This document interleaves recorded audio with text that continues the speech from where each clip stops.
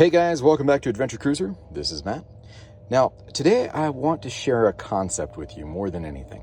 So, if you have any of these radios, sometimes we get in the habit of looking down on the cheaper radios. I, for one, am very guilty of really putting down the Baofeng, and I still hate it. But there are radios that are in that same price category that I've found that aren't quite that bad. Now, I'm going to make an argument for why there is a place in my radio barn for one of them, and then take it and do with it as you will. Now, my specific application is powered paragliding. Now, if you've ever seen a powered paraglider or done it yourself, basically what you have is this. It's a great big airfoil that's completely soft, only held up by the wind, and then all these itty-bitty strings holding it to you via a harness, and then a motor strapped to your back. All those itty-bitty little strings are notorious for catching things. So you have to get really particular in what gear you use. For instance, here is a flying helmet versus a chainsawing helmet and a tactical helmet. Now, one thing that you'll notice that's different about the flying helmet versus the rest of these is how smooth everything is. See, there are very few things to catch on it, whereas this is pretty angular. You know, you can catch a line on there or there, and if you do, as you're going from a reverse launch to a forward launch, take my word for it, the lines get in your way. The problem is paramotoring is not the most important thought in Motorola, BK, Kenwood, Harris's mind as they're creating accessories for these helmets. Now, I'm using a 3M Peltor adapter that goes to this custom-built headset from NAC Communications to go on my chainsawing helmet. And while those ear cups would fit on this specific headset does not have a cable that accepts a Motorola style connector. Now, these are really, really cool, and they are custom built for powered paragliding. I think right here it's called PPG Smoke. I'll try and leave a link to who they are below.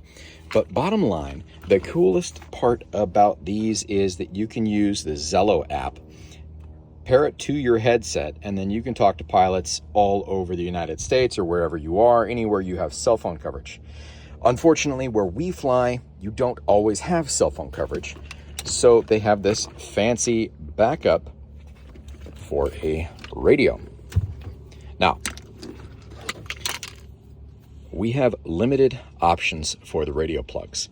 I had an ICOM plug, and it actually didn't work with an ICOM radio, either VHF or UHF, but it worked with the ICOM aviation radio. So there's got to be something different with the pinout, but that doesn't help us much when we're using ham radio. Enter the Tidradio. Now, you saw from one of my other videos where I took this completely apart, put it back together, and I kind of like it. And I'm embarrassed to admit that, but I kind of do. So here's where I found that it actually really saves the day. Now, it is a super inexpensive radio, almost as inexpensive as a Baofeng, but in my tests so far, it works better than a Baofeng. And anytime I can pitch something that isn't a Baofeng and doesn't give those annoying squelches or chirps in my ear, I'm all for it. So I'm actually going to post an affiliate link to this radio simply because I am actually using it. It's not just me pushing something that somebody sent me. They did send this to me. They said, hey, we believe our radio is good enough that you'll like it. And I kind of scoffed at them, frankly. And I was harsh on it. But since I've tested it a bit, I do like it. Now, do I like it in the same way I like these? No. But I like it because it has a very standard Kenwood style 2-pin connector that works with this PPG Smoke headset with the Zillow push to talk over IP, PTT IP, whatever they call that, cell phone based radio. And it's slick. It works great. So there is a place in the world for a radio like this. This will also fit the Rocky Talkie, by the way, just FYI. But that is why that's why I'm okay with having something like this in my inventory. You guys are welcome to judge me as harshly as you want. I know some of you will. I still hold true that this is not a Baofeng. I've proven that by taking it apart. And it is not a proper replacement for any of these. But it is the only thing that works well with a flying helmet. In this case, with the PPG smoke headset. That's all I've got for you guys today. Please let me know what you think. If you have one of these Tidradios, tell me what you think about it. I'm going to post a couple of links. I know in my last video I said I wasn't going to, but now that I've used it a bit, I actually do see that there's a purpose for it. And there is going to be a coupon code below as well. And yes, I am going to be making a percentage off of each radio that you buy through that link. And if you buy it through another link, that's totally fine. Again, this is not about me in business shilling radios.